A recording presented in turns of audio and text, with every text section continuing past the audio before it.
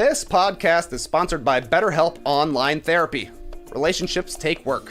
A lot of us will drop anything to go help someone we care about. We'll go out of our way to treat other people well, but how often do we give ourselves the same treatment? Y'all know I love a hammock, and I did get some hammock time in yesterday. But some people don't like hammocks, Leigh. And sometimes a hammock isn't enough. This month, BetterHelp Online Therapy wants to remind you to take care of your most important relationship, the one you have with yourself. Whether it's hitting the gym, hitting the hammock, or even trying therapy, you are your greatest asset, so invest the time and effort into yourself like you do for other people. BetterHelp is online therapy that offers video, phone, and even live chat sessions with your therapist, so you don't have to see anyone on camera if you don't want to. It's more affordable than in-person therapy, and you can be matched with a therapist in under 48 hours, so give it a try and see why over 2 million people have used BetterHelp Online Therapy. Right now, No Dunks listeners can get 10% off their first month at betterhelp.com/nodunks. That's BETTERHELP.com/nodunks.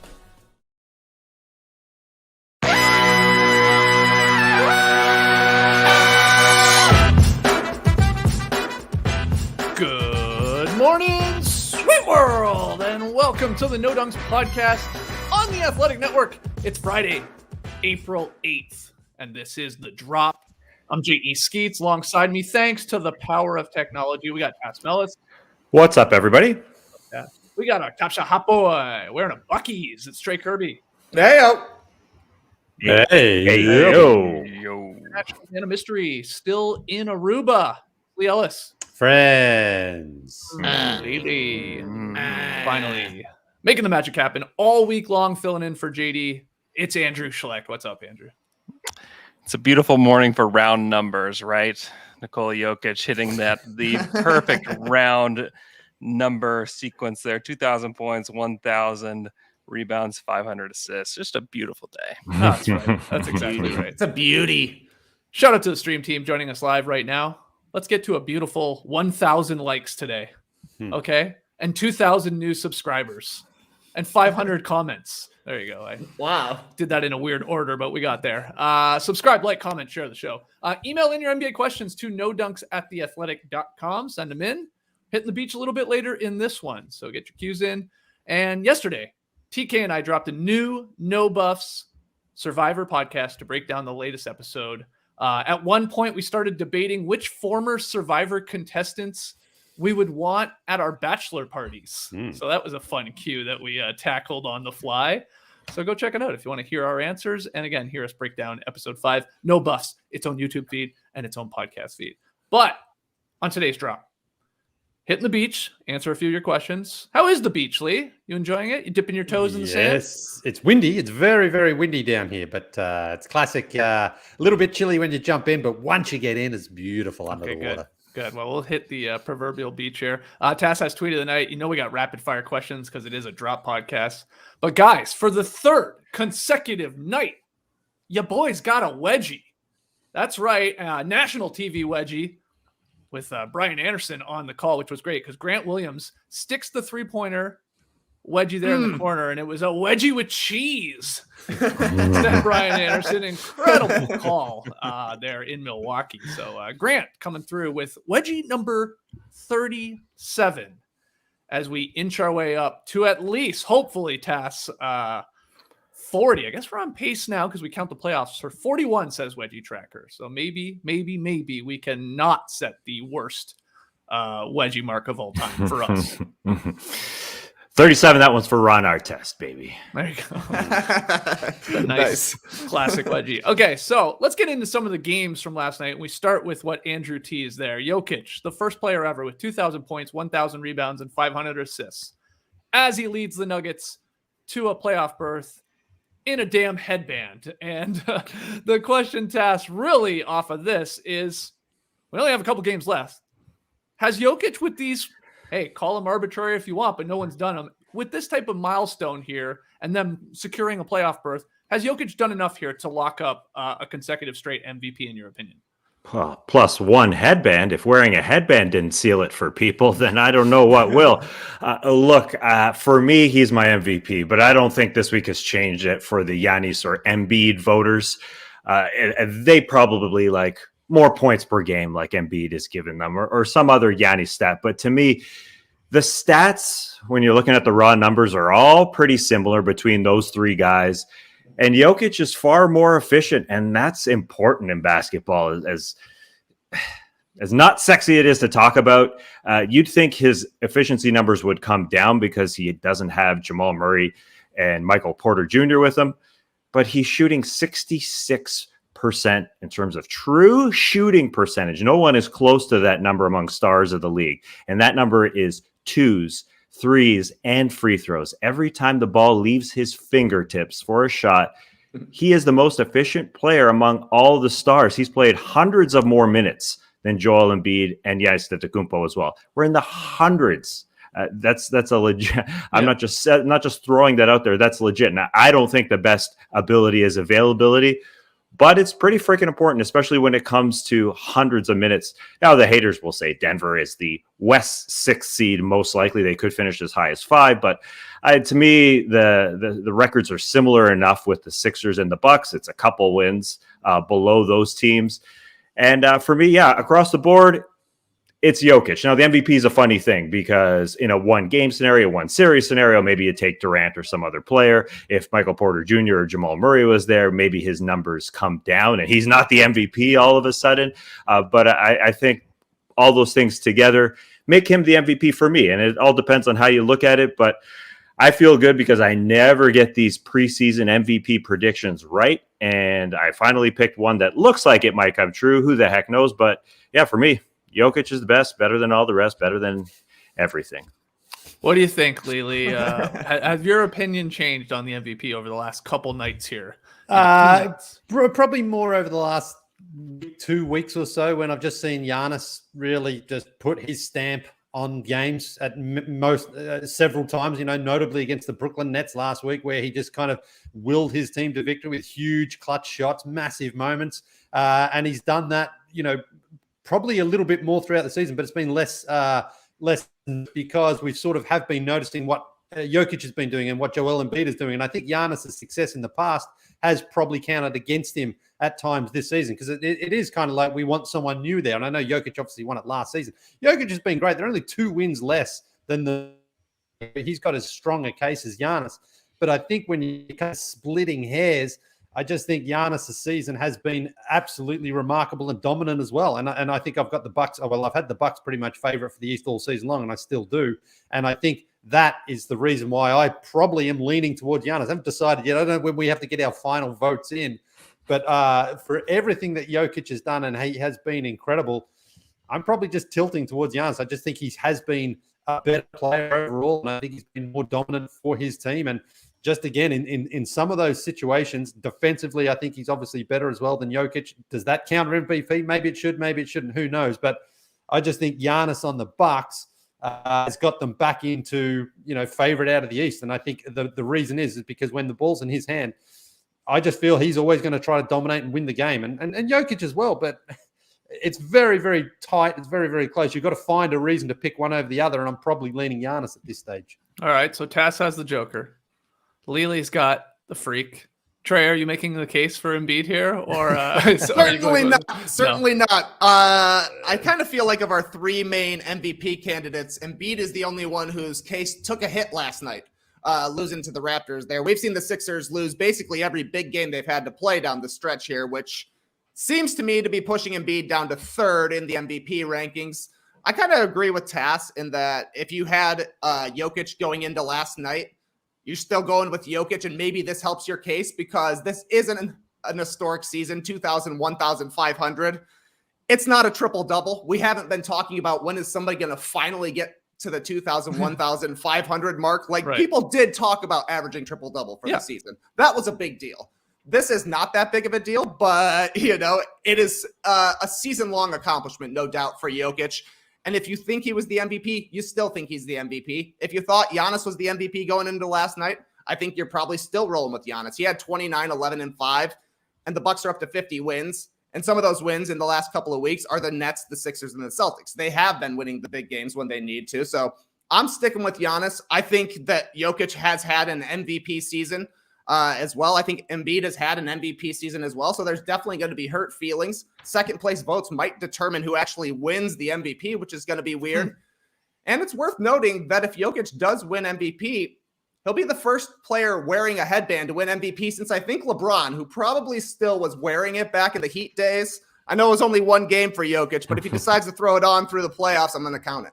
I don't think he's going to. He was asked about that. And he doesn't like how he looks in the headband. Yeah, he said he's like, I'm too handsome otherwise. Yeah.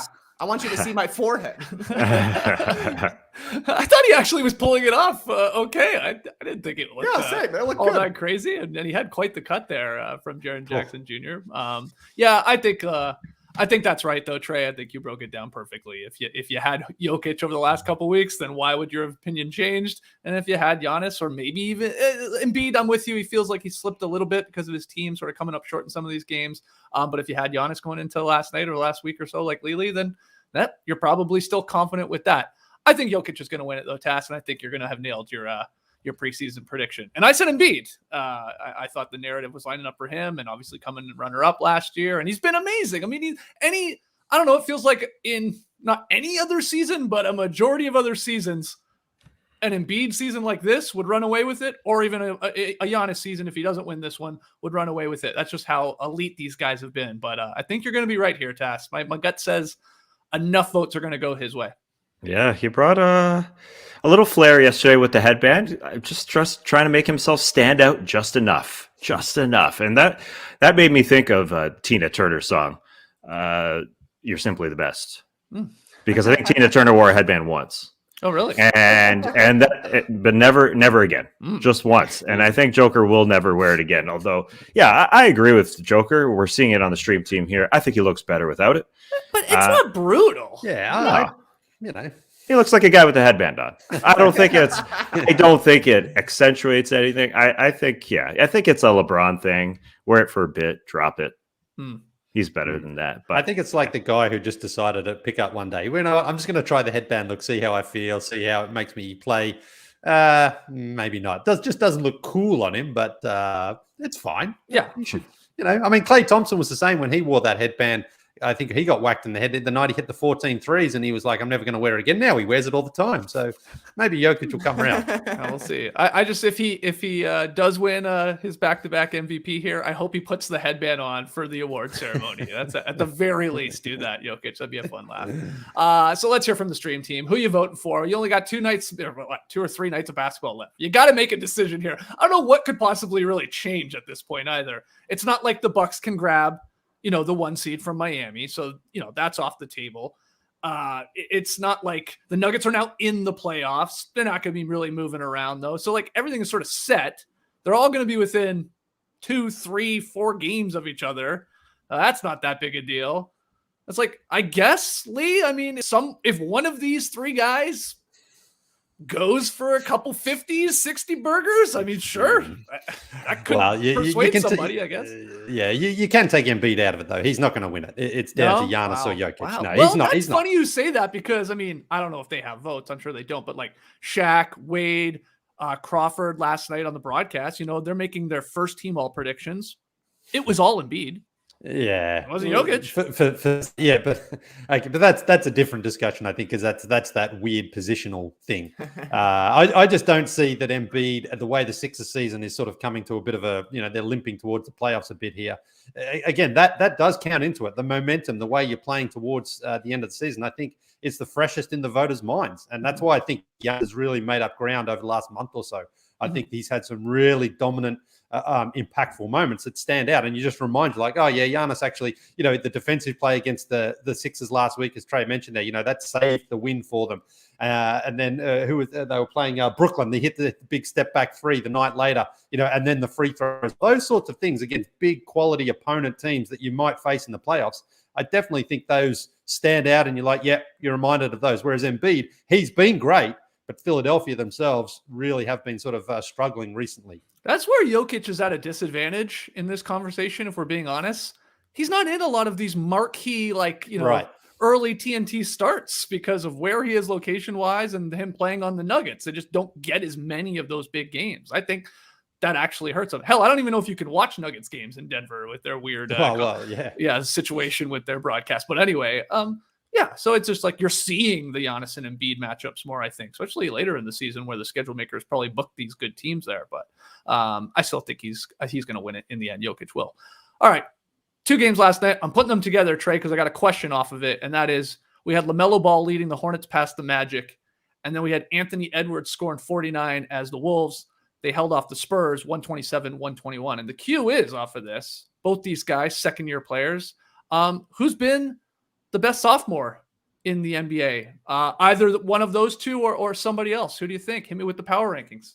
Well, I'm going to hit you with a what about this guy first, because I think the only other guy worth a mention besides Edwards and LaMelo is Desmond Bane. He's been incredible this season and an instrumental part of the Grizzlies, but he is still more of a role player than either Anthony Edwards or LaMelo is going to be. I do think this question is a lot closer than it was last season. You know, Anthony Edwards had a really nice second half of the year, but LaMelo had a great full season and won Rookie of the Year pretty easily. This year, I think Edwards has had a louder, more noticeable season. You know, the Hornets are about the same record-wise as they were last year, while the Timberwolves are a lot better. But I kind of feel like most of the Timberwolves improvements come from their defense staying good for the entire season, Towns making a mini leap, and D'Angelo Russell looking really good and really organizing things for the Timberwolves, more so than specifically Edwards. But he's been great too. As you saw last night, he's definitely the better takeover scorer compared to LaMelo Ball. He's going to be a number 1 guy at some point in his career.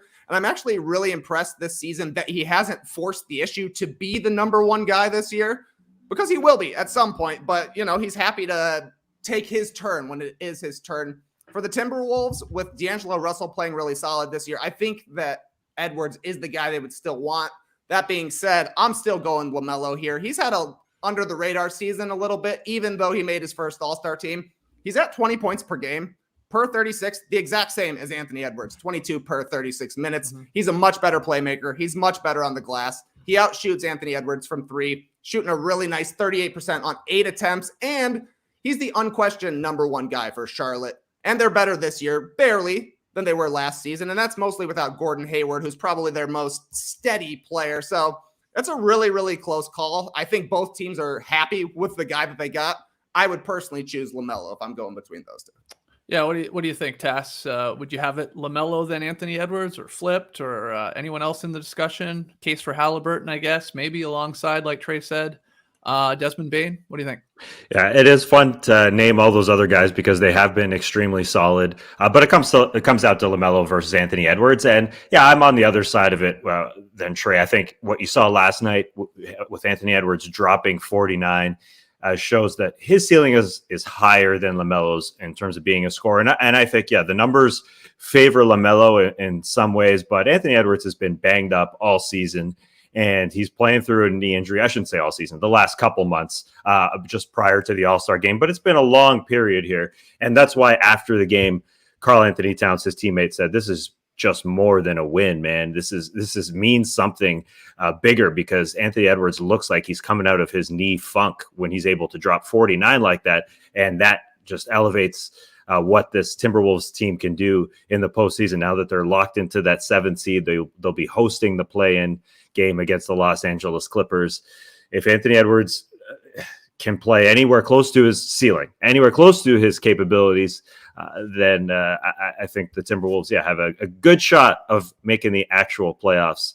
And I think that just shows how much he hasn't been close to that ceiling the last couple months. He really has been battling a knee injury. He had to sit down for a while. He just hasn't looked spunky. He hasn't looked like the guy who dunked on Utah Watanabe last year. He looked a lot more like that last night. He was also gunning for that 50 points last night, Leigh. Oh boy, was he trying to get there.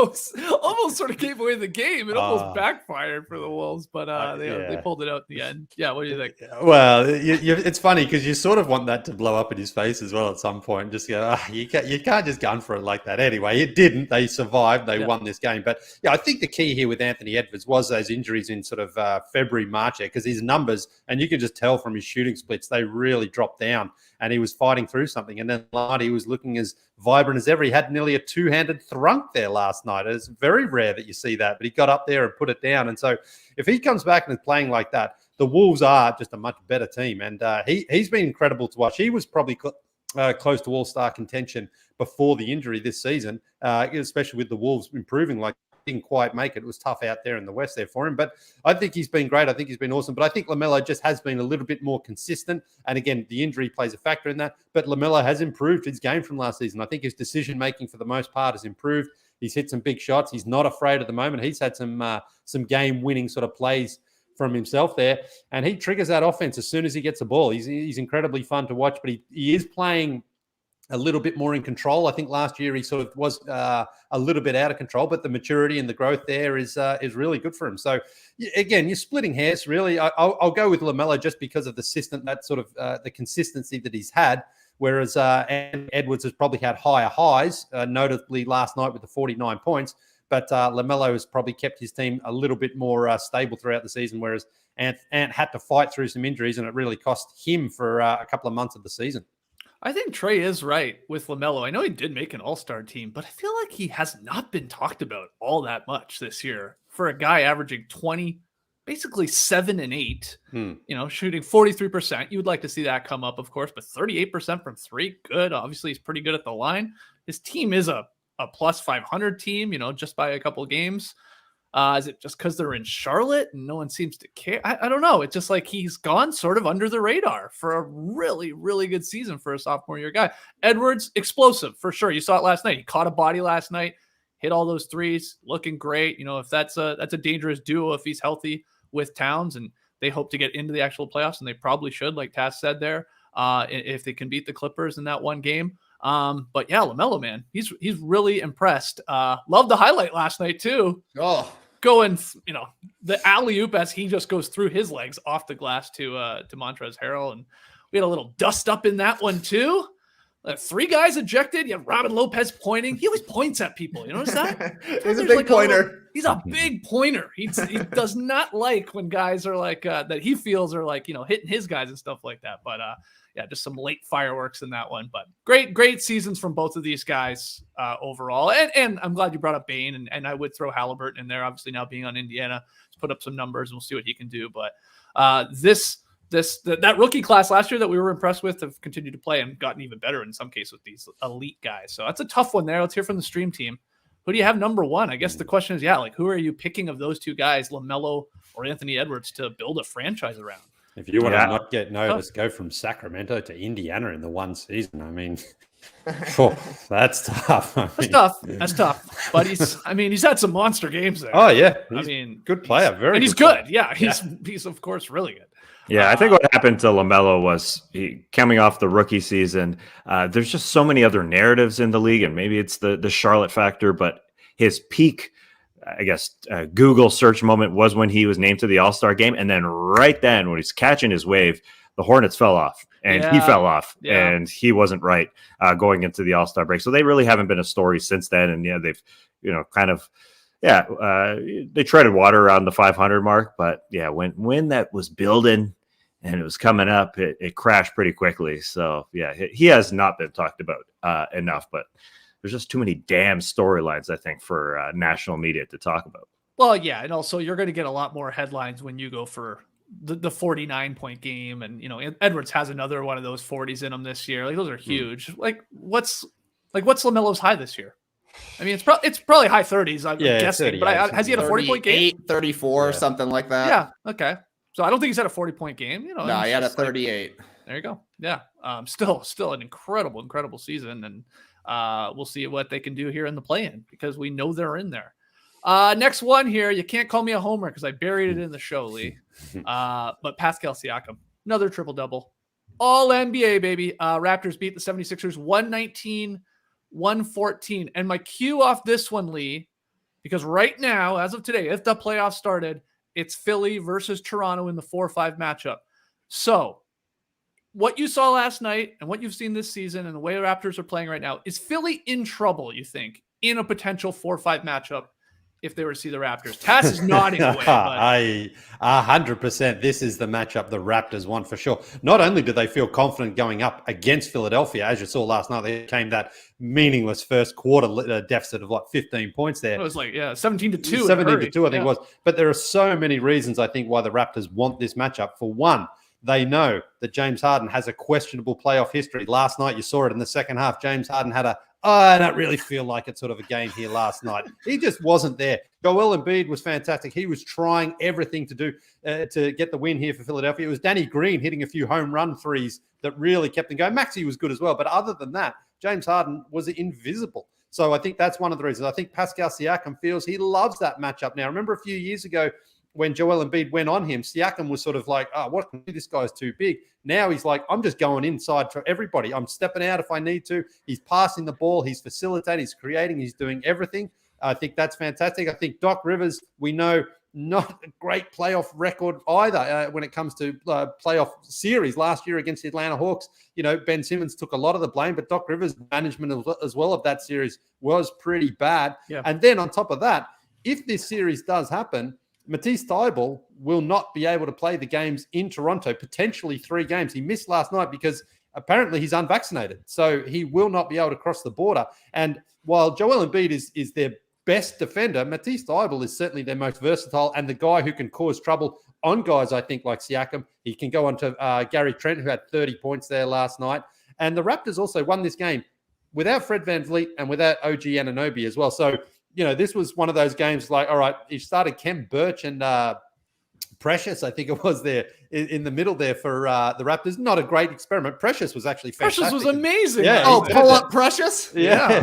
Yeah, he's throwing up the threes as well when he knocks in the 3 on the run there. So I think if you're the Raptors right now, you look at the Philadelphia 76ers as the most vulnerable team in the standings for multiple reasons. I think they can beat them even if everybody's healthy and everybody was playing anyway. But then there are so many other things there that Sixers team could implode itself as well. If they lose one of those first 2 games in Philadelphia, which I think they absolutely will, you're going then to Toronto without one of your best defenders. That's just going to make it hard. Again, considering we know James Harden hasn't really shown too much there since he's arrived in Philadelphia. A couple of games, they were winnable games. He looked good. Since then, it's like James Harden's just like, I'm just shooting threes from now on. He doesn't seem to be attacking. He doesn't seem to be aggressive. And defensively, he's not there as well. So I think there's a lot of questions on Philadelphia, how far they can go. And Toronto would devour them in a matchup. I'm picking the Raptors to win that series now. If it doesn't happen. Wow. Holy. Well, we saw Tass nodding away when I first asked the question. You are the Raps fan here. I'm guessing you agree that Philly doesn't want to really play Toronto, and it's looking like it's going to be the case in a 4-5. We don't even know who will have home court advantage in that yet. Yeah, the Raps win definitely increases the chances of bringing the Sixers down in the 4 spot, keeping them away from the top 3, and the Raps in the 5 spot. Now, I wouldn't say devour because Joel Embiid will devour whoever he plays against. But the problem is when he goes to the bench, they won the minutes that he was out there because the Raps do not have a good matchup. As great as Precious Achiuwa was, Embiid won those minutes. He won them by 8 points, but when he sat, they lost by 13 points, and that has to be James Harden time. And I know it's just we look at James Harden and say, just doesn't have it tonight, just doesn't feel like it. But I think the Raps may not have a good matchup for Embiid, but they've got an incredible matchups for James Harden. They've got several guys that can slow him down, and they just made him look a little bit old, made him look like he was speeding things up a little bit because they've got 6'8", 6'9" guys. They didn't even have OG Anunoby out there on Harden. So that's the problem for Doc Rivers. Yeah, Matisse Thybulle may not be able to play in Toronto to try and help out on Pascal Siakam, so you've got to throw Joel Embiid on him as they did last night, and Pascal Siakam has shown that he's grown a ton from the 2019 playoffs when Embiid was able to take Siakam out. This time, Siakam was able to fake Embiid out of his shoes several times. And then on the other side, everybody can play for the Raptors, and they can throw, OG, Pascal, a number of guys at James Harden and make him look sped up. So I think the matchups, even though Embiid will be out there and they'll probably win those minutes, the problem is when he goes to the bench. Is Harden going to be able to take over? If you flash back to 2019, Embiid also in that second round series against the Raptors, even though he didn't score a lot, they won those minutes a ton because he was on the floor. But then when he went to the bench, it was Greg Monroe and Boban Marjanovic and guys that couldn't beat the Raps. And now it's Paul Reed and DeAndre Jordan. And he's got to be out there for like 45 minutes a game. And that's the question mark. In a game yesterday, the Philadelphia 76ers shot the frickin' lights out from three-point land. They shot 19 of 36, and they still weren't able to win this game. And Danny Green, season high 6 threes. Yeah, he loves playing in Toronto. He gets his ring. Finally, stay tuned for Tween of the Night. We'll have some fun there. But yeah, nearly 3 years after winning the championship, he goes and wins another title, and then he finally gets his ring from the 2019 championship. Really wild. But yeah, he shows up in Toronto and has an incredible game. A lot of things went right, is what I'm saying, for the Raps, and still for the Sixers, I should say, and still they weren't able to win this game. I think the 3 of 4 that the Raps won this season are indicative of how this series would go. And the Matisse Thybulle thing is real. Like, he could get his vaccine now and play in Toronto if that's what's going on. Sure feels that way. Derek Bodner broke it down on his site why Matisse Thybulle is very, very likely the guy who is unvaccinated on this team. But that's a problem. It truly is a problem because Embiid has to play freaking everybody, and he's got to play so many minutes. And this is James Harden time, and I just wonder about this James Harden thing, because it's not. It's sometimes we just say, oh, he's not trying, but he also could just be getting old. Weeks on end, if that's the case. Yeah, I think it's just he's not what he was a couple of years ago, and Daryl Morey probably makes that trade 100 times out of 100, but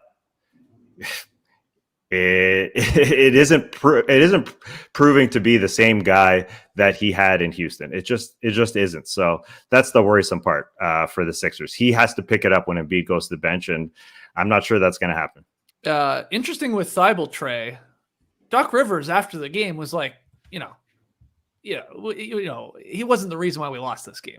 He's talking about Matisse. We would have lost this game with Matisse. But then we had like Tyrese Maxey saying, wave him. We would have lost this one full strength. Yeah. And then, but Maxey, rightfully so, is saying, of course we miss him. What he does for us. Harden agreeing with Thybulle. Yeah, he's one of our best defenders. Like, what is Doc trying to do here? I don't get. But what do you think to the initial question? If this is a 4-5 matchup, Trey, is this one Philly and Sixers fans really want no part of because of what we've seen in these games? Yeah, I mean, if we're getting the James Harden that we've seen for the last month, then no doubt Philadelphia is going to be in trouble. He had 15 assists. He had a really nice passing game, but he's got to score. Like 3 of 12 is not going to cut it, and it's just a bad matchup for him playing against everybody that's got long arms and is athletic and can make things tough at the rim. So It's hard with the switching scheme to get to the rim in the first place against the Raptors. And then you got to try and finish over these guys who are a little bit bigger, a little bit quicker. That's a tough ask.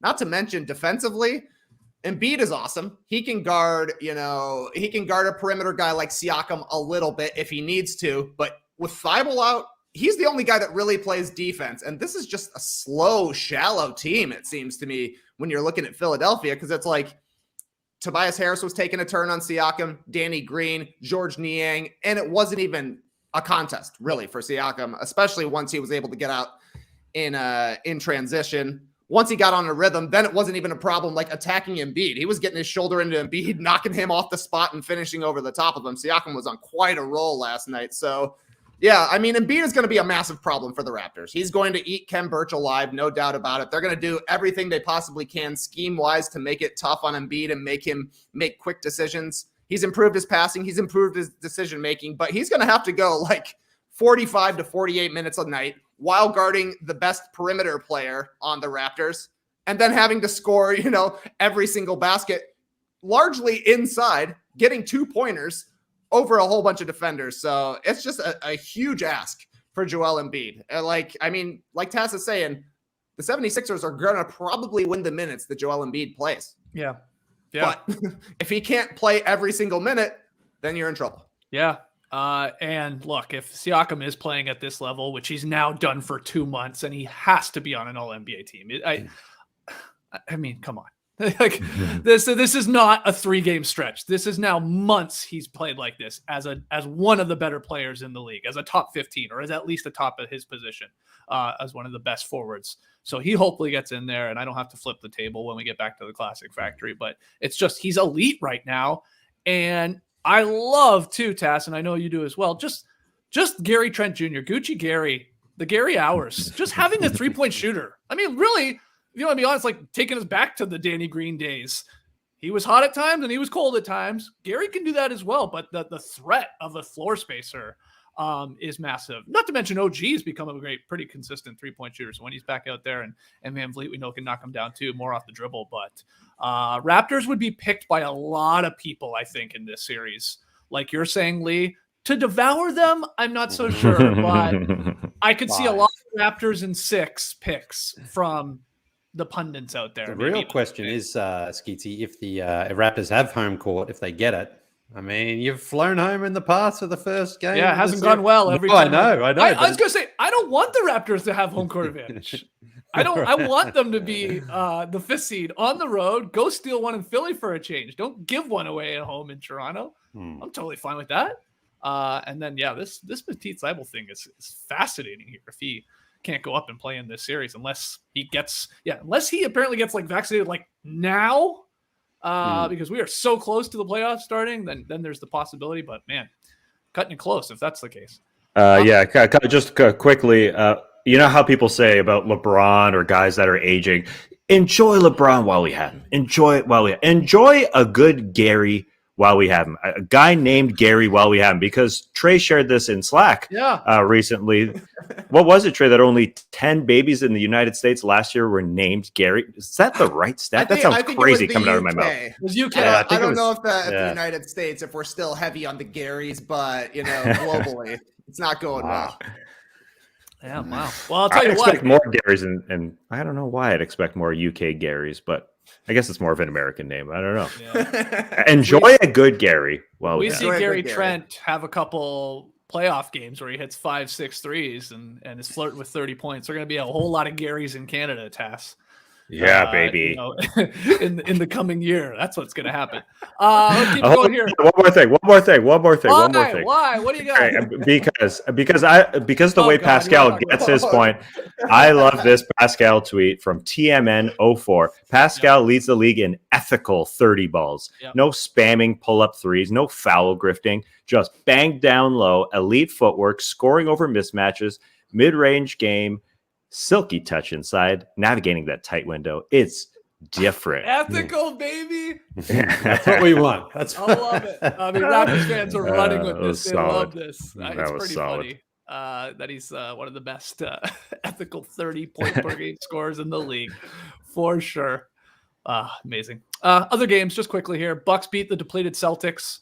No Tatum in this one. No, Boston gave it a go. Were they maybe punting Leigh on the on that second seed, so in avoiding a potential 2-7 matchup against the Nets if they were to come out of there? Well, I mean, you could think that going into the game with no Horford and Tatum, but they tried to win it at the end. I mean, they certainly didn't just sit everybody down at the end of the game and say, right, we're going to lie down. They tried. Marcus Smart was really good in this one, but the Bucks pulled it off. So a bit of a weird one, bit of a tug of war there between the front office and the players, I think, because they're like, we're going to compete if we're out on the court, and they did that. So I'm not sure exactly what their thought process was here. Yep. So the Bucks are up to second there in the East. We also had Klay Thompson scoring 33 as the Warriors beat the Lakers. Though Taylor Horton Tucker, baby, going for 40. He's back. Can't trade him now. So the Warriors pick up their third win in a row. That's big. And then Pelicans beat the Blazers. Now, I just want to give this might be a little information overload here as we move into the final weekend of the NBA season. But the Bucks are now a half game ahead of the Celtics, okay, and a full game ahead of the 76ers. Milwaukee visits the Pistons tonight. They win, they're the number 2 seed. The Heat, they've locked up number 1. Milwaukee also has the Cavs on Sunday. That's their second game there, final game of the regular season. Boston, 1 game left. It's this Sunday in Memphis. But again, if Milwaukee takes care of Detroit tonight, then they're 2. So it's looking like Miami 1, Milwaukee 2, Boston 3. Sixers probably are still going to be 4. They'd have to lose both of their games, and the Raps would have to win both of their games for Toronto to jump them. So Sixers 4, Raps 5, and then Trey's Bulls in 6th. That's what it looks. That's what it's like. I feel really confident that's what it's going to be. I'm 99% sure, 1 through 6. Then Pelicans increased their lead over the 10th place Spurs by 2 games. Now the Pelicans got to stay at least 1 game ahead of the Spurs to ensure they host the Wednesday play-in tournament game between the two sides. The Pels' final 2 games are in Memphis on Saturday and at home to the Warriors on Sunday. And the Warriors is interesting because they're 1 game up on the Mavs for the 3rd seed. Golden State has back-to-back games this weekend in San Antonio and New Orleans, and Dallas hosts Portland tonight and the Spurs on Sunday. And Dallas holds the tiebreaker over Golden State. So the Warriors got to be clear of them to keep the 3rd seed. And Tassie already slipped this in here. We do know the Wolves will be hosting the Clippers on Tuesday, April 12th, in that 7-8 play-in game. So the Wolves win that. They're the 7th seed. Clips win it. They're the 7th seed. And then the loser takes on the winner of the 9-10 between the Pelicans and the Spurs. That all makes sense? Everybody, we're good to go with that? I'm going back to the East because it looks like the Hawks might get that home play-in game after all. Told you. I said it on yesterday's show. Yeah, trying to get tickets on Ticketmaster. There's something about my location, my IP right now. They won't let me get tickets. So, yeah, they've got to play the Heat tonight. If they win tonight, it's a lock that they'll get at least a play-in game down at the Fortress. So I'll be SROing wherever it is. I just hope that hangs on because it still could fall to just 1 game against Charlotte. And if they lose that, obviously they're out. So right. Fingers crossed. I think we're going to the Fortress 1 more time. Okay. Minimum. For the 9-10 matchup. Yeah. That you're thinking they're going to be hosting there. We will see. We will see. When do you get back? When can you buy those SRO tickets not here? until late Sunday night. I hope they haven't sold out. But, jeez. You want me to? Maybe Yeah, I'll look them up for us. Don't you worry. Okay. Yeah. Any notes, guys, on any of those games or races, tasks, or the breakdown I just threw at you there, or anything else I missed? No, sir. I think we're good with the bracket currently right now. I wouldn't mind hearing Leigh belt out a "Who be a Gary in the UK." Thanks for morning poops. There's not a lot of them, I guess. No, I was trying to think. I don't think I know Gary's in at all. You know, it ain't Gary's. Yeah. Well, Tass. Yeah, no, but I mean a real Gary, right. like a legit Gary. You don't know a single Gary? I mean, there's a few famous Australian rules football players, Gary. Actually, that's just the same because it's one father and son. So I don't know if that really counts. Hey, by the way, there were 11 Dales born in the UK in 2020 and only 10 Garys. wow. That's an upset to me. I would have guessed 2 times as many Garys as Dales. In 2020, there were 286 Garys born in the U.S. That's not really a lot either, right? No. So it's this A lot website more. says that if a boy that year named Gary met 10,000 people in his lifetime, he'd have a 54% chance of meeting one other Gary. Wow. Wow. So that's Gary's far between. I don't know. Yeah, it's dying What out. that means. It's a great name. Good stat. It's a funny name, but it's a great name. Gary. If a boy drunken alter named ego. Gary met 10,000 people. Well, I mean, Gary Payton, the original's got 2 Gary sons, so he's he's really Trying to pulling. keep it alive. Yeah, he's pulling his weight. Do you think maybe we need like a remake, like When Gary Met Sally or something like that? To, get back into vogue, yeah. Yeah. You want to write that? Let's write that. Yeah. Let's bring Gary back. Okay, let's take our first break. When we come back, we'll hit the beach. Don't go anywhere. Sling is the best of live TV for the best price. It's everything you love about live and on-demand TV without the long-term contracts and hidden fees. With Sling, you get channels like ESPN, TBS, TNT, CNN, HGTV, and more. Plus, 80,000 on-demand movies and shows, 50 hours of DVR storage included, the ability to pause or change your subscription at any time, and so much more. Watch your favorite comedies, action, drama, and adventures, suspense and thrillers, documentaries, oh I love those, news and sports for just $35 a month. That's it. Wow, that sounds good. Sign up in 5 minutes and start streaming right away on your TV, your phone, and your tablet. It's the easiest and cheapest way to watch the TV you love, both live and on demand. Take control of your entertainment with Sling. the TV you love for a price you'll love. Try it free today. Go to sling.com. Restrictions apply. Let me ask you guys a question. Is the piece of plastic in your wallet doing enough for you? I doubt it. Because with the secured Chime Credit Builder Visa credit card, you can start building credit with everyday purchases and on-time payments. You see, with Credit Builder, members can increase their credit history with no annual fees or interest. And having a good credit score can mean getting better car loan rates or renting apartments easier. It comes into play in life. So continue your credit journey with Chime. Sign up takes only 2 minutes, and it doesn't affect your credit score. Get started at chime.com/nodunks. That's chime.com/nodunks. And now it's time for the fine print. Oh, yeah.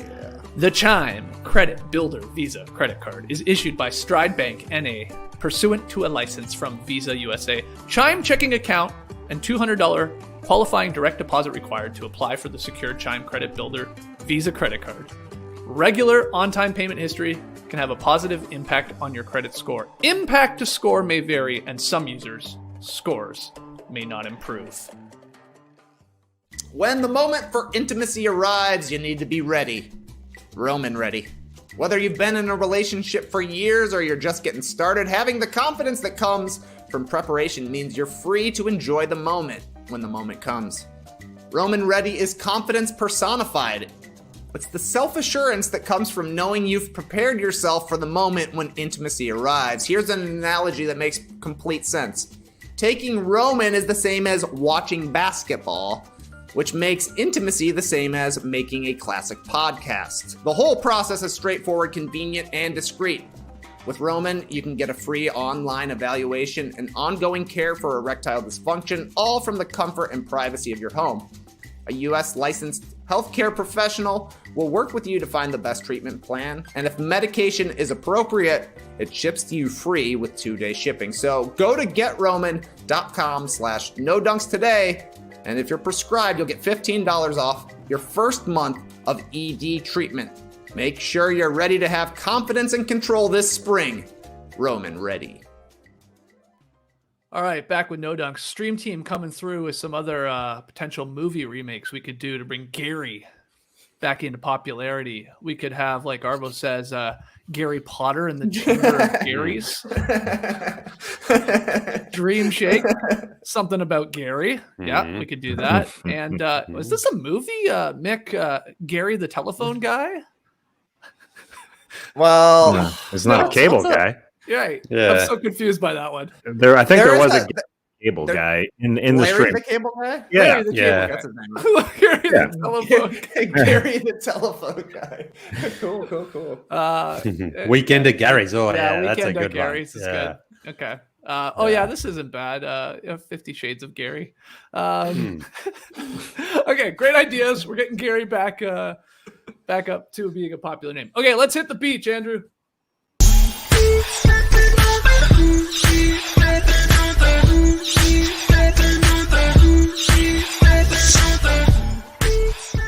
Yeah, hit the beach. Send in your emails. NoDunks@theathletic.com. Tweet them in at NoDunksInc. That's NoDunks GARY at the end of that. First one. Hey, NoDunks crew. I was watching a friend of the podcast, Kenny Beecham's channel recently. Shout out to Kenny, king of the fourth quarter. And he blew my mind by saying that the infamous Wade LeBron picture against the Bucks, everybody knows the one I'm talking about here, with LBJ mid-dunk and Wade's arms open in celebration, was not an alley-oop. It was a simple bounce pass. Kenny mentioned the Mandela effect and how he also had cemented in his brain that this was an oop jam. Crazy stuff. My question, simple. Can you think of some other Mandela effect moments in NBA history? Love, Clipper Bros. That's from Aaron in Wales. But today, that's really from Gary in Wales. Thanks, Garen. To Garen, yes. So, Tass, I mean, I think we've talked about this before. I know it's come up a long time ago. That the classic LBJ Wade pick. It's not an oop. You think it's an oop, but it's not. Any other Mandela effects? Yeah, the alley-oop is a good one because I don't remember that play at all. I just remember the photo Right. and the ideal outcome before Wade, throws his arms out would be an alley-oop. So I guess that's why I think about it in the most positive light. You'd think it would be an alley-oop because that would make for the best photo afterwards. But yeah, that one, a good one, very, very good one. I found this question hard because if you know the outcome, then it's already gone. But I guess one thing to me that I remember, and I think you're in the same boat, Skeets, Raptors, Philly, their playoff series, not from 2019, from way back when fandom was just beginning in 2001 in the second round series. Game 7 of that series, it was a Sunday. Vince Carter flew to North Carolina to get his hat to graduate, and he flew back to Philly that same day. I always thought that game was a 1 Eastern start, like a super early Sunday start. So the Mandela effect for me was that it started at 5:30 Eastern. I didn't realize that. I guess maybe because I was mad and every other Raptor fan was mad that Vince Carter how dare he put his education before his basketball career. So I thought maybe he had to get there in the morning and fly back and be there for a 1 p.m. start. But I was up in cottage country, and I know you were too, Skeets, trying to find a bar in Ontario that was showing this damn thing. And it was a difficult find. And I guess, I don't know, I guess maybe time passed by quickly or something, but I thought it was a real early start. And or maybe it's because I just went to bed and I forgot the rest of the day. I was so sad the rest of the day didn't exist or something. I don't know why, but that's what I always think it was a 1 start rather than a 5:30 start. That's a really good one, because I'm with you. If you had asked me, what time did that Game 7 start back for that series? I was in Grand Bend. I know exactly where I was. I can picture the bar we were in, and it feels to me like it was 1 o'clock start. Like it felt maybe we were at the bar at 1 o'clock and just drank for hours before the game actually started. That's a possibility, but that's a good one. What about you, Leigh? Any other Mandela effect moments in NBA history come to mind? This was a very tough question to come up with, but I've sort of got two. One's very weird. I'll go to the sort of ones that are not as weird at the start here, and it's the Ray Allen Game 6 3-pointer doesn't end the game. The Heat, the Spurs still have a possession after that. Remember, Chris Bosh blocks Danny Green. Yep. So, it could have been one of those, wow, what a shot, but they don't actually end up winning the game. They did. They go on to win the championship. So it's kind of that. You sort of feel like it was as the buzzer's going off, Ray Allen hits a shot, but it wasn't like that. In fact, remember, the Spurs tried to inbound the ball and get going, and they stopped the game to review to make sure it was a 3-pointer. And Greg Popovich was so angry over that because it was like they'd rather get down and give themselves a chance to score. They didn't. The other one, this is super, super weird, but it was in the Steph Curry 403 seasons, and we were compiling our top 10 threes, and I was putting them all together. And there's one against the San Antonio Spurs where he runs Kawhi Leonard around and loses him and dodges and weaves, and he steps back and hits this most glorious 3 from the corner. And when I was putting it together, I was like, okay, I went to the game and I filtered it so it showed all Steph's threes from the game. And I'm like, that's funny. It's not there. And so I looked at another time they played him and I was like, it's not there as well. And I'm like, that's weird. That was one of the most he one of the best defenders in the world. He just lost him and then stepped back and hit a 3. He'd been humiliating defenders all season long. But it was because it was a 2. It was a long 2. He had his foot on the line. Yeah. So that was a beautiful 3, but it wasn't actually a 3. It was a 2. That one's very specific for everybody else. Yeah. but hey, okay. It was hard, man. It was a hard question. The effect is more that there's a big collective group of people thinking the same thing. Right. Whatever. And it's fine. Do you have any, Trey? I actually like this comment from Chigs here in the stream team. The banana boat. Melo isn't in the iconic pic. Yep. Apparently he's taken the picture, which is a hilarious twist to the story. That's a good one. I've got another picture flavored one as well. We've all seen this incredible picture of Ira Newble kicking Mike Dunleavy Jr. right in the face. Yep. One of the all-time great NBA photos.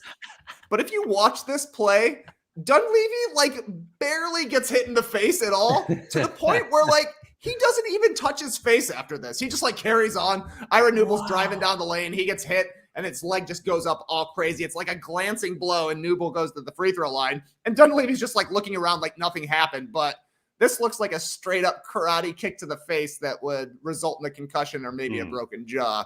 But it was just a play that nobody cared about, turned into an incredible picture. And the only reason we really talk about Ira Newble to this day. Yes, Ryan saying tuning up the band. Oh, Shawn Michaels super kick there, but it wasn't a good one.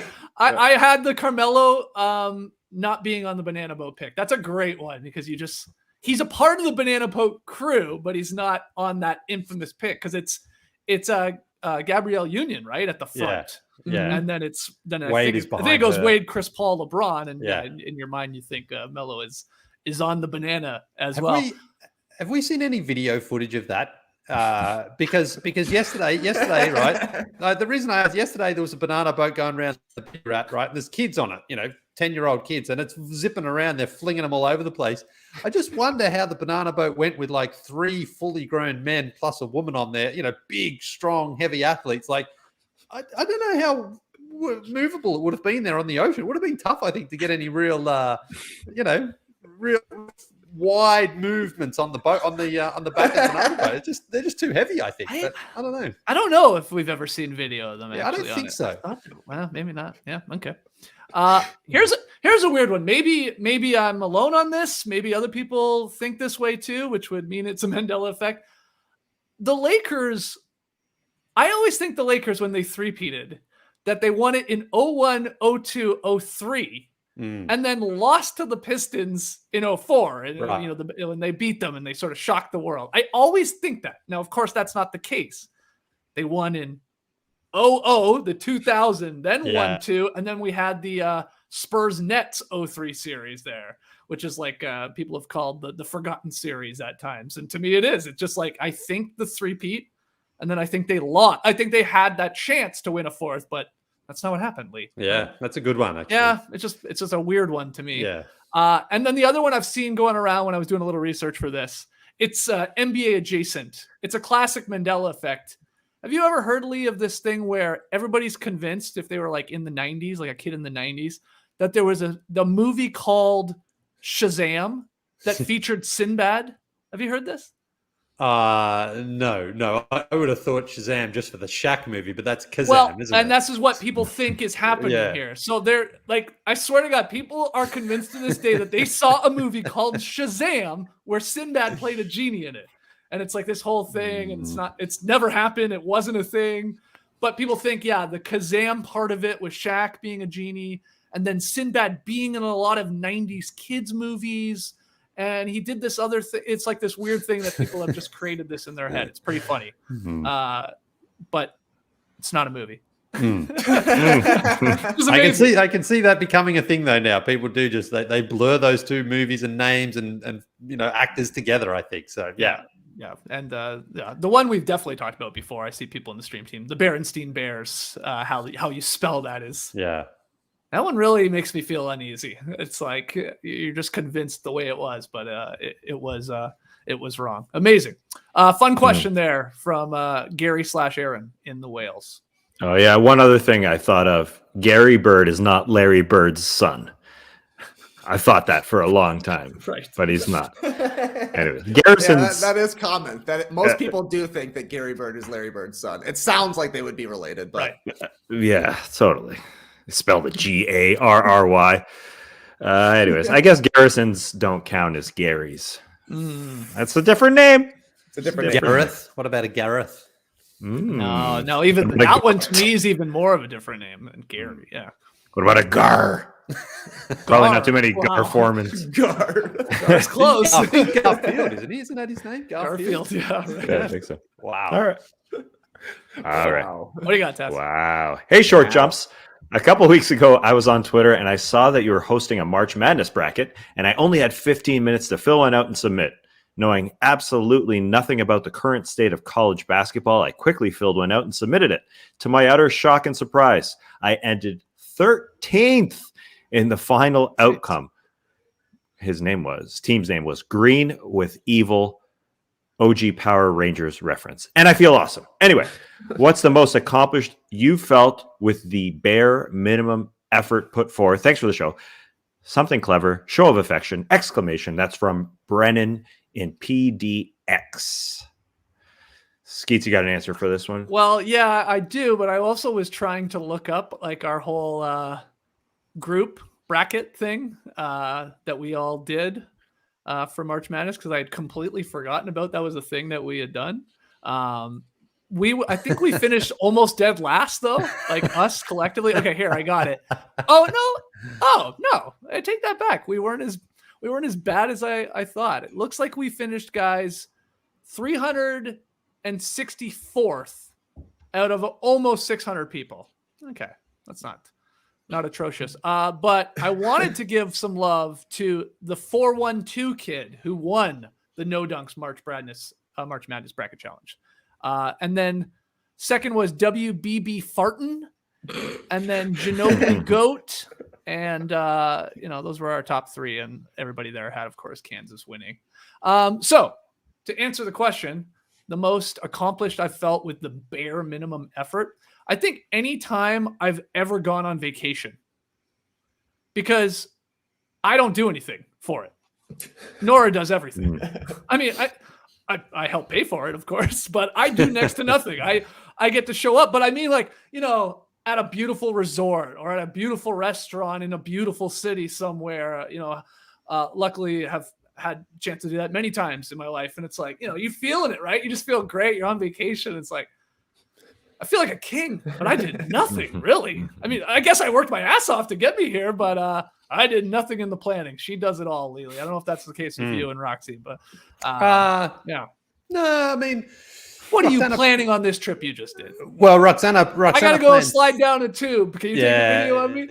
I take care of the activities and entertainment. Okay. She takes care of the accommodation usually. So that's where we and then I mean the planning of the flights and destination. That's a group effort really. So, but I'm on those Airbnb experiences every day, man. I'm like, what am I doing today? What am I doing? How old do you have to be to get in on that? They're great. Yeah, it adds so much more to the trip, I think. Well, you've got kids too. Yeah.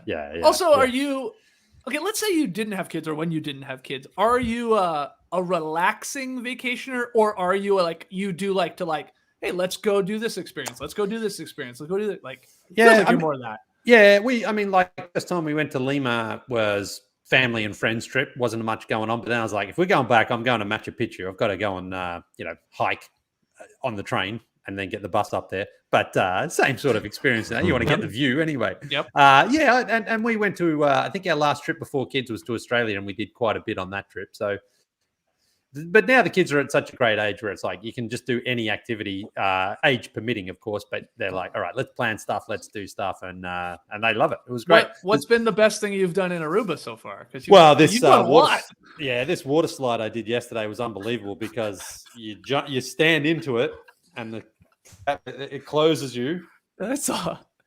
And then boom, it just comes out from underneath, man, and that feeling of like complete horror and terror. You're going down a dark, covered in water slide at 1,000,000 miles an hour. Water's rushing up to your face. You can't hold on. You can't slow it down. You can't stop it or do anything. You just got to scream as loud as you can.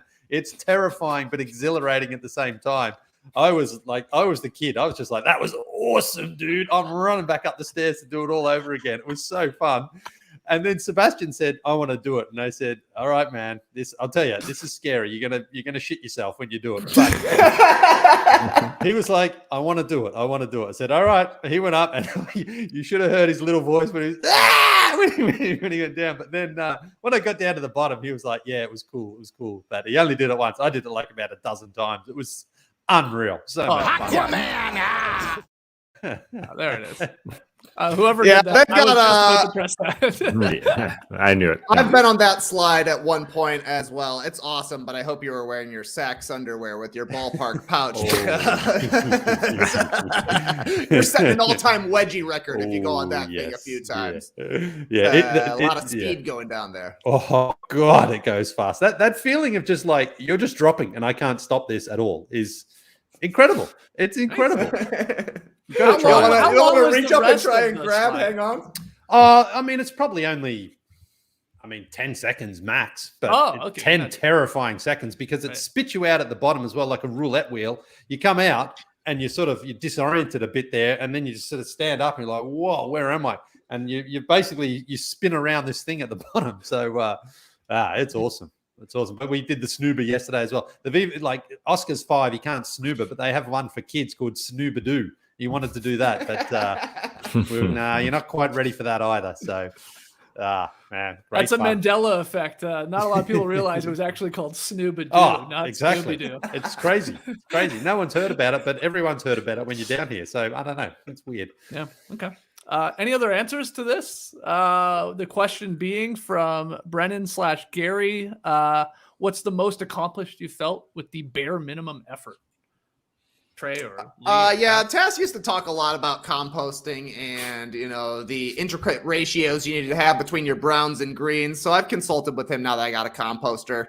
Turns out it's pretty easy to compost. You just throw everything into a huge bin, and months later it turns into dirt. But then you're like, look at this sweet compost I made. It's all garbage. Let's throw it back in the yard and gross it. It's such a weird thing. Yeah. Laura's like, how's the compost doing? I'm like, oh, it's good. It is dirt. Go and check. It is definitely dirt. That's rich nutrient. Dirt, it's nutrient rich. There's no doubt about it. But you don't really have to do much. No. You just throw it all in there, and magically you got dirt. You got dirt, baby.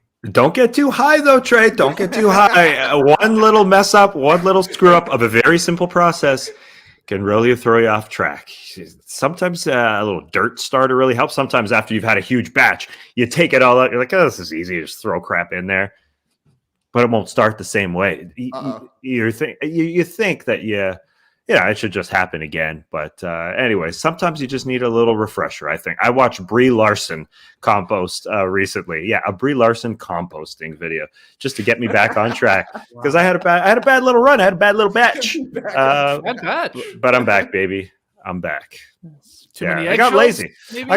I was throwing stuff in there without chopping it up. Could take years. It could take years to turn back into that rich soil. But anyway, I've got a dumb answer. I was thinking about the trip one too, Skeets. I'm usually the person who doesn't do much. Mm-hmm. I just went to Disney. It was easy. Anyways, that was fun. But also I just bought my first fitted hat in forever. Yep. And I didn't know, this is my Blue Jays cap, and I've got a lot of effort, a lot of joy out of it. I didn't know what my hat size was. I'd forgotten. And I picked one. I did the math. I did a quick little fit.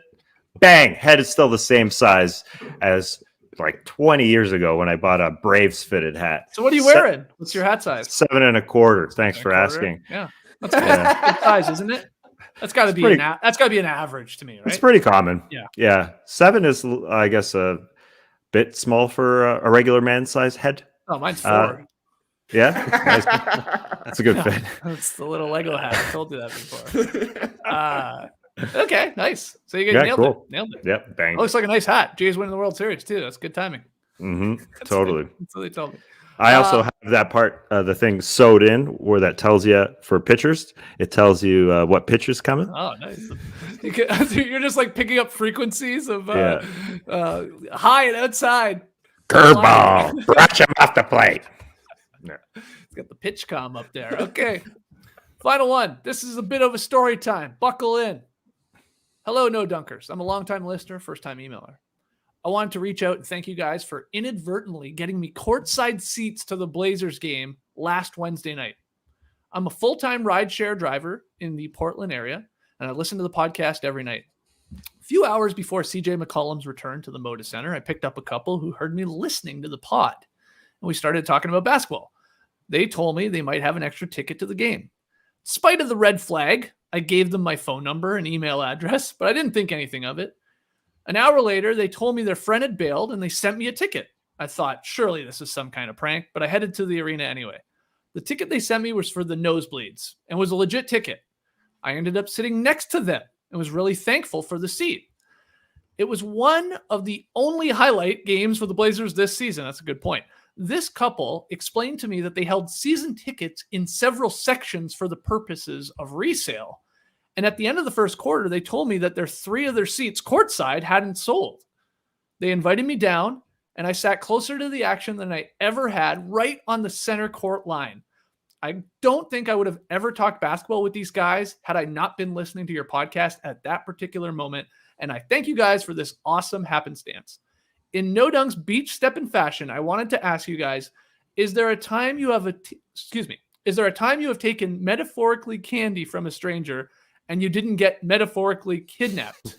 Metaphorical candy from a stranger and you didn't get metaphorically kidnapped. What a fascinating way to ask that. Thanks again for keeping me in tune with the league. From the last Blazers fan. That's from Alex. P.S. I haven't had cable or league pass in 3 years, but I've managed to win my fantasy leagues and keep up with the news of the league because of your guys' takes. Keep up the good work.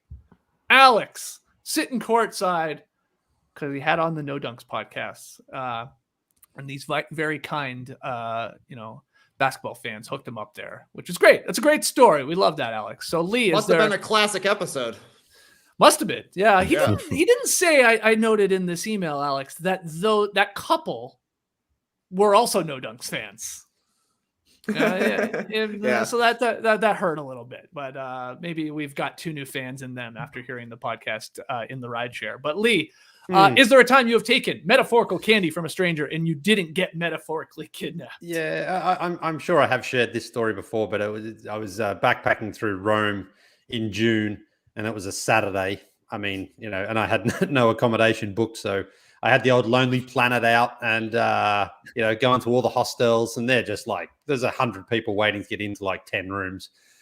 So it's just like, oh man, what am I going to do? What am I going to do? And this old lady's just walking by. Honestly, she was like 85, and she, in her broken Italian to my English, she was like, "You looking for a room?" And I'm like, "Yeah." She said, "Follow me." And I'm like, all right, where am I going, old lady? What are we doing here? We go walking down these streets into these big steel gates, and she presses on this little code. She has a little exchange in Italian. The gate opens. This mum comes down. She's like, "Yeah, you looking for a room for a couple of nights?" I said, "Yeah." She goes, "How long for?" I'm like, "How long have you got it?" And she's like, 4 nights, 5 nights. I said, "All right, I'll take 4 nights." She's like, "All right, come on in." We walked in, and it was literally in their house. We were in a house, and there was just a spare bedroom at the back, and we were just their guests for for the whole weekend there. And I remember Italy played Romania in a Euro qualifier while we were there, or a World Cup, one of them anyway. And the family's all sitting around sipping coffee, and they're like, come on, join in. And it was like, no one really spoke English. I didn't speak much Italian at all, but it was awesome. It was one of the most incredible experiences. The dog's walking into the room in the morning, and I'm just like, well, I'm not going to tell the dog to get out. I mean, the family's been really generous here, and it's just like, what you thought about it? Oh man, I just it was an annoying dog. Well, it was just like, dog, get out of here. I've got my stuff in here. But I mean, I left my passport there. We didn't have mobile phones then, but I definitely left cash and credit cards in there at times while I went out walking during the day, and it was incredible. It was an incredible experience, and it was just like, this old lady's just like hobbling down the road, and she's just like, "You want a room?" And I'm like, "All right, old lady, what's going on here?" And it turned out to be one of the most enjoyable staying experiences I've had. It was great. That's the answer I think Alex/Gary was looking for. Trey, Task, can you do any better than that? Than an old lady and a dog? Are you interested in hearing about our ride in Oklahoma City with Melvin? Oh, that's a great one. That's not though. It's not really. It is at the time where we took a ride with a random dude who was a fan of the show named Melvin. Yeah. And apparently now Melvin is one of those unpopular boys' names, number 4 on the names that are dying out list. Gary is only number 9, so. Wow. We were lucky to take a ride with Melvin. But when you think about it now, 10 years later, you're like, I'll hop in a car with literally anybody if you're taking me to a place. So, it was weird at the time, but now we're all riding with Melvins out there. But Melvin was a weird dude because he got that car ready for like half an hour before we jumped in. It was like, he was primed. He was prepped. Who's going with Melvin? And it was like, I want the ride, but I'm not sure. Window slowly roll down. Ooh. Riding with Melvin. Oh, Tass, do you have an answer? Oh, well, Leigh just reminded me of when I was in Greece. I was working for the 2004 Olympics. The last few nights I didn't have somewhere to stay. I ended up staying with somebody who was working for the Olympics as well, a local driver. His name was Angelo. And luckily he offered a place. And I remember a visual that will never leave my brain. I was having breakfast at Angelo's table, and he came up. As I was sitting there at his table, he was standing in his briefs, and his briefs were directly at face level. And he started asking me about some stuff. He just stood there and had his coffee for like, I don't know, 3 minutes while his briefs were at right beside my face for a good few minutes. But he helped me out because I stayed with somebody for 5 weeks, a family friend, and then we had enough of each other. So I left, and then Angelo really helped me out. He was a character, that guy, a huge character. He would say to me or to anyone who walked by that he liked the smell of, he'd say, what is that smell? And then everybody would look around like, I don't know. He'd come up to me, he'd go, you smell great. It was amazing. Anyway, what did you have to do to stay at this guy's house? This guy loves your smell, walking around in his underwear. He was a great guy. I just had to introduce him to Saks Ballpark. Nice. Well, on that note, that sets us up perfectly for our final ad break. And when we come back, Tass has tweet of the night. We got rapid fire questions. Don't go anywhere. It's no secret we all want to look our best this spring, right? Mm-hmm. Right? Yep. Skeets, you're in. Tass is in. Andrew, I assume you're in. Well, good news for you. Mack Weldon is the expert when it comes to stylish essentials, perfect for the new season. Whether you want to upgrade your sweats collection or if you need gear that stands up to the changing weather, Mack Weldon has exactly what you're looking for. I'm personally eyeballing Mack Weldon's Ace sweatshirts, sweatpants, and sweatshorts.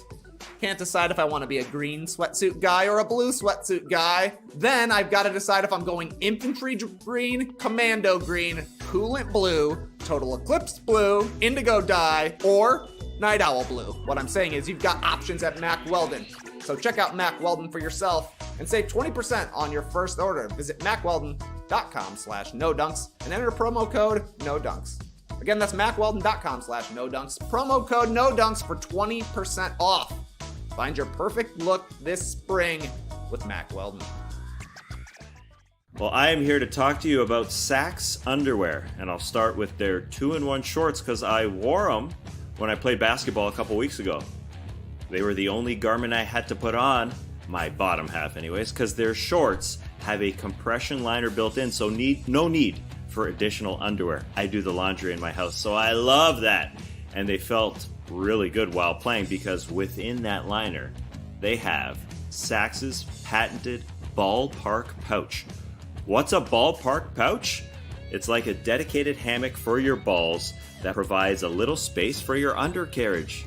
And there's a lot less friction down there because of it. Less chub rub. And less stink, I guess, as well. You know that feeling of relief when you take off your underwear at night? Oh yeah, you get that all day with Saks.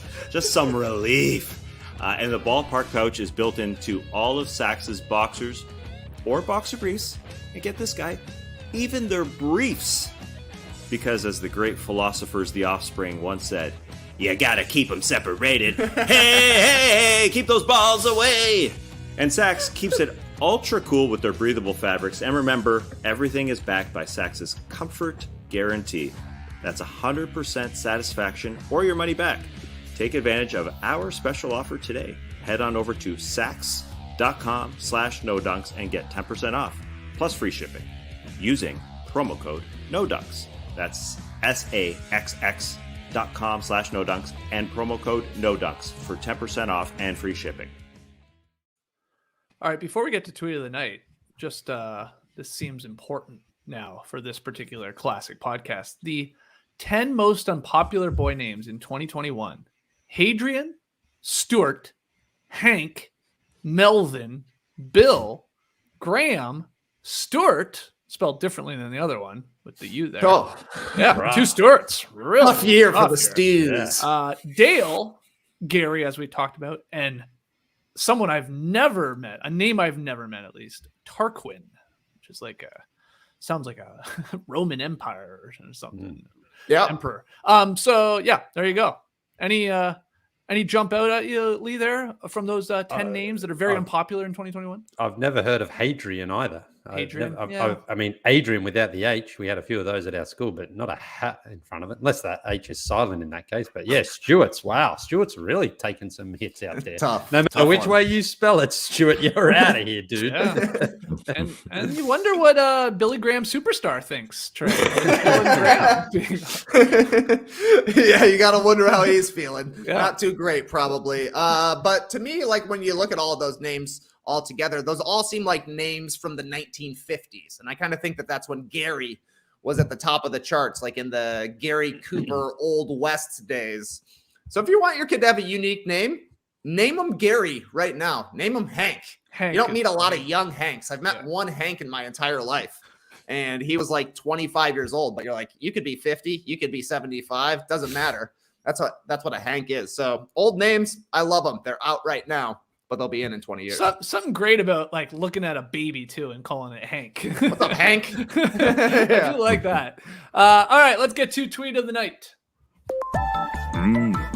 Tweet of the night. Wow. Twitter.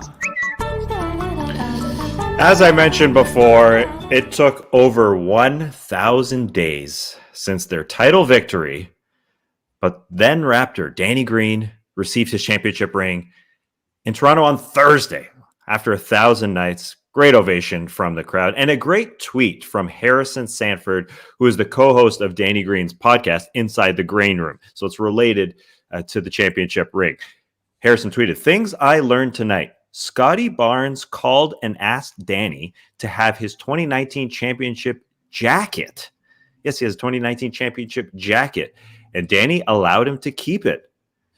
This one-of-one jacket." And Harrison, as Danny Green's co-host, he added, "I'm proud but disappointed at the same time because that jacket, it's a nice one." And there's a photo the Raptors put out of Scottie Barnes wearing that jacket. It's an OVO branded jacket. It's got a huge owl on it. And another close-up here, if you're on the stream team with us, it's got every player's name sewn on the sleeve. This is OG Anunoby's jacket as a close-up for you. So it's a pretty cool bomber jacket that I guess made by Drake's company, OVO. Are you in the camp, Skeets, that you are cool with Scottie Barnes diving into the history of the team, like just being almost a fan of the championship, just being a Raptor for life? Or do you think, win your own title before you put on a jacket? This one's so unique that it's like he must have he knows this jacket's hanging around. It's a beautiful jacket. Nobody's wearing it. Somebody should be, at least putting it on. Gets cold, of course, in Toronto. So no, I'm totally fine with it. It's just very funny that he has it and has worn it. And that Danny Green gave it to him is the other part. That's the stranger part to me. Like, cool that Scottie Barnes is asking. It kind of feels like he's just been wearing it around the Raptors arena anyways. And now that Danny Green is coming, can I have this? I have been wearing it around, but why would Danny Green not want that? It's cold in Philadelphia as well. You're going to need a jacket. And that thing's sweet. Yeah. Yeah, I agree. Yeah, he didn't ask to get it shipped or anything. So it had just been sitting there in the Air Canada Centre, Scotiabank Arena, I guess, along with his championship ring. But it wasn't, part of the ceremony or anything. So yeah, he just said, cool. Yeah. Cool. Cool jacket. That sounds something you would do, Leigh. Can I have this jacket? Yeah, probably. That definitely sounds. Do you think Drake is upset by this? Danny doesn't want it. You're taking offense to this. Drake was pretty happy last night. He was pretty happy with the goings on there. I mean, Drake shouldn't be happy. He's the biggest wagon supporter of all. So, he's probably got like LeBron Heat jackets somewhere, Jazz jackets, Warriors jackets. So, he's probably like, it's fine.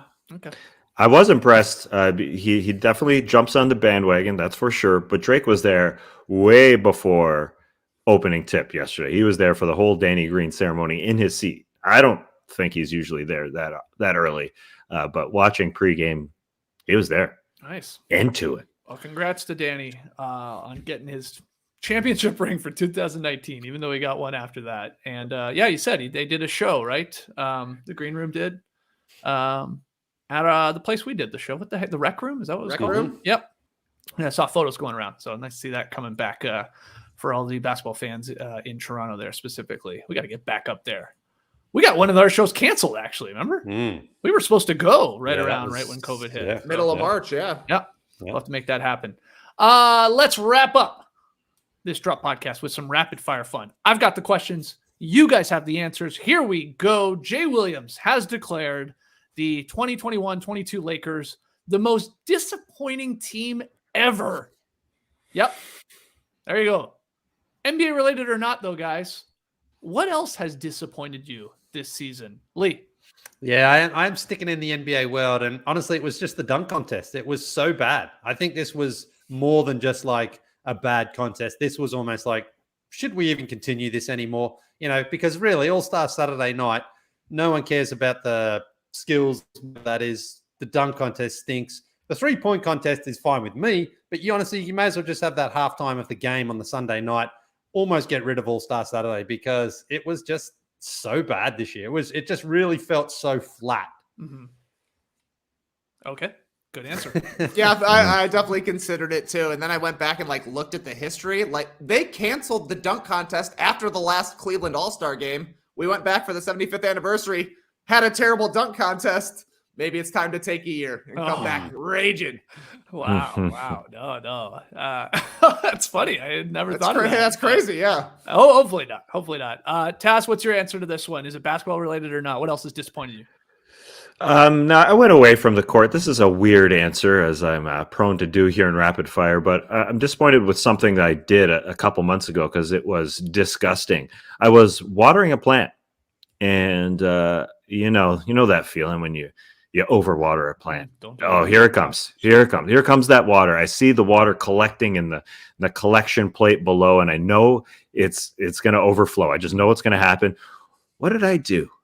I grabbed a straw, and I sucked out the water and spit it back into the cup because I didn't want to deal. I didn't want to deal with the overflow afterwards. But what I was dealing with was some granular dirt in my mouth. And it's disgusting, and I could still taste it. I could still feel it in my mouth.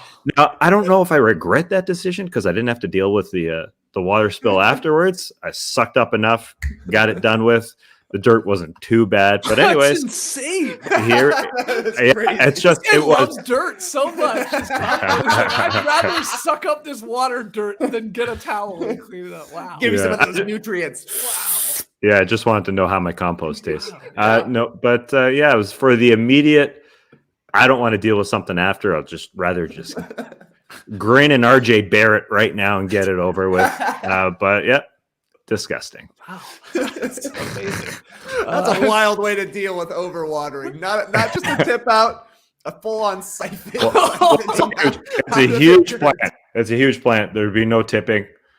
It would have gotten everywhere. Okay, here's a question though. Did you have a straw on you, or did you? Yeah, that's a good question. Yeah, I grabbed one quickly from a local dish rack.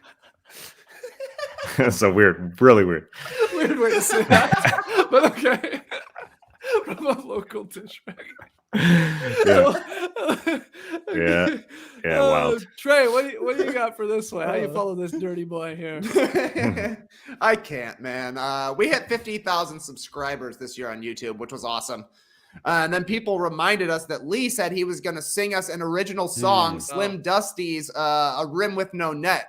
And I was really disappointed when I heard that because we still haven't heard that song. And I thought it was going to be a guaranteed classic. We're all getting into country music this summer, so it would have been perfect to slide onto some playlists. We're out playing spike ball. Suddenly Leigh comes on singing about a ball with no net or a rim with no net. Could have been great. There's still a chance, Leigh. Yeah, I need to get with Matt so he can play the guitar for it. That's what we need to make happen. So okay, one day. Treyo, you're gonna have to play. Well, I guess what did we say? They have to get into the actual playoffs. The Wolves have to they got to make the playoffs, real first round. and then you're gonna give us a rendition of Werewolves of London, right, on the guitar. Okay, Timberwolves of Minnesota. there you go. Skeets, let me just ask you this question, because one other thing I was disappointed from the basketball world was a man I respect, Lang Whitaker. He said that Scottie Barnes reminded him of Donyell Marshall. Now, Donyell Marshall, looking back, 10,000 points, 15-year career. I almost went with that answer. Donyell Marshall was a decent player in the NBA. But I guess now looking at Scottie Barnes' career and his first year, we all have higher hopes, I guess, in Scottie Barnes. So that was disappointing to me. But for some people who watched Donyell Marshall at UConn, like Lang Whitaker did, he was okay with it. So is that a disappointing statement for you? Because it still is for me. Yeah, I guess it is. I won't hold it over Lang. I like Lang. I get where his mind was going, but yeah, now for sure, Scottie Barnes is good. I feel confident in saying Scottie Barnes is going to have a better NBA career than Donyell Marshall. Yes. Will he hit 11 threes in a game though? Probably not. 12, I think it was. 12 was that 12? Yeah. Yeah, I mean, that's the thing, though. People could say, well, Scottie is like Giannis, and you're like, what are you talking about? That's ridiculous. So I think Lang maybe just went the other way of it and saying, maybe Donyell's a good, consistent player that you want to be, but I thought he can be better than Donyell too. Hope so. Will loves it. Lang Whitaker, a legend. Shout out, slam bag. There you go. Next one here. On Wednesday, ESPN continued the NBA 75 celebrations with a throwback telecast of the Nets-Knicks game. We talked about it earlier this week. The alternate broadcast featured visuals from decades past, 60s for the first quarter, 70s for the second, and so on. It also included, I don't know if you guys saw this, Lisa Salters showing off old equipment like the perfectly named TK40 camera, old camera that they used back in the day, and the Mole Richardson light, my favorite of the lights. Guys, what's your favorite piece of old technology? Leigh, get us started. Oh, I still love a good transistor radio. I used to love listening to sport on the radio, cricket, footy, golf, tennis, swimming, anything. I loved that. And even these days, like really only in the playoffs, but say I have to be somewhere, some of these games tip off early, and I'm boys, I'll put League Pass and stream the radio on in the car, so I'm listening to the radio broadcast of a game, because there's just something about it. They're like the best radio broadcasters can really paint that picture and make you feel like you are still watching the game, even though you're only listening to it. So give me the transistor radio. Good answer. Tass, what do you love baseball? Maybe you're a radio guy too. I do love me some sport on radio, no doubt. I'll punch up the NBA League Pass on the radio in the car. Otherwise, I like it on the TV. But in the car, I don't watch it. Even though it's tempting. It's tempting to watch that phone. I don't have a good answer. The little piece, I guess mine is more like a little used piece of technology. I think Firefox isn't used like other browsers are. I don't know that for a fact, but I'm still a Firefox man. Wow. Yeah, just love it. Love it. Can't let it go. What do you How use, are your Trey? extensions? I'm a Chrome guy. Yeah, me too. These days. Yeah, Leigh, what do you use? Yeah, Chrome. Chrome. Okay. Yeah. Wow, Firefox guy over here. Yeah. Yeah, it feels like I'm on Netscape Navigator over here, because I know everybody's chroming it up. But it's still. Sam, no. Thanks. He's still a Firefox user. Good. Good to know they're out there. Really syncs well with the with your mobile device. They talk to each other. It's nice. All right, Trey, what's your favorite piece of old technology? Well, let me say, first of all, that I think it's very cool, and something that's gone away is when somebody will be at a game but listening to the broadcast on the transistor radio. Wow. Like, I always thought that was a hilarious move to like see an old grandpa just sitting there watching the game but listening to the game at the same time. As for me, my favorite piece of old technology, the Sidekick 3. This was like the coolest smartphone to me, with like the flip up sort of thing. You could actually type with a physical keyboard. I remember thinking I would hate going to a touch screen. Obviously, we all adapted, but man, the Sidekick 3, that was great. Had a great speaker on it. You could buy ringtones. Do they still sell ringtones? That's a good question. Idea. That's a good outdated piece of technology right there, the ringtone. But yeah, Sidekicks. That was a great phone in the transition from straight up phone to straight up computer device. It was kind of right there in the middle, and it looked cool, and it was super bulky and loud every time you opened it. Oh, great stuff. All right. Great answers. I didn't know what we were going to get from that one, but it was a nice little throwback there. Our final one, though, comes from Adam, who writes in, had a good laugh on Monday when Taz said the Miami Heat need a Duncan Robinson type for the playoffs, and then proceeded to suggest Max Strus over the actual Duncan Robinson, which is very funny. When was a time you were perfect for something, but someone else was chosen instead? Leigh, what do you got? Humble Metro Media Jam. I just hit the game-winning shot.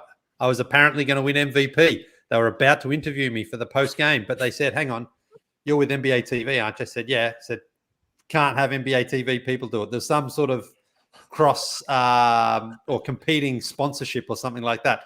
So they yanked out and gave MVP of the tournament to one of my teammates. To be fair, Drew Schiller was the MVP of the tournament. But I just hit the game winner. I was about to win it. I was about to get interviewed. Everything, my walk-off, my one moment.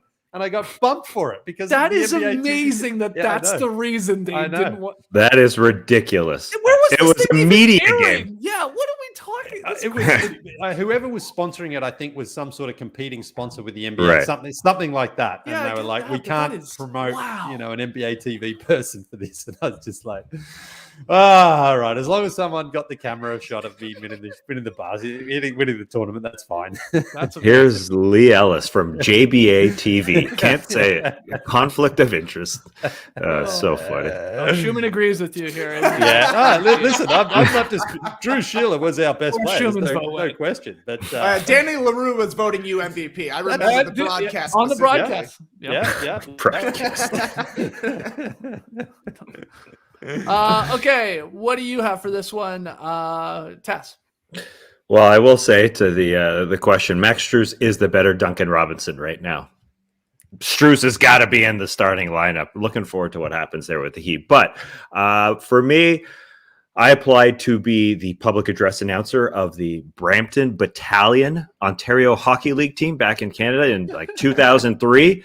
Didn't get the gig. I should have. It was an audition tape I made along with JD. JD helped me. He produced this audition tape, handed it in. And then my actual audition, I walked into an empty arena, handed a microphone, and had to basically call out goals like you would hear a public address announcer do.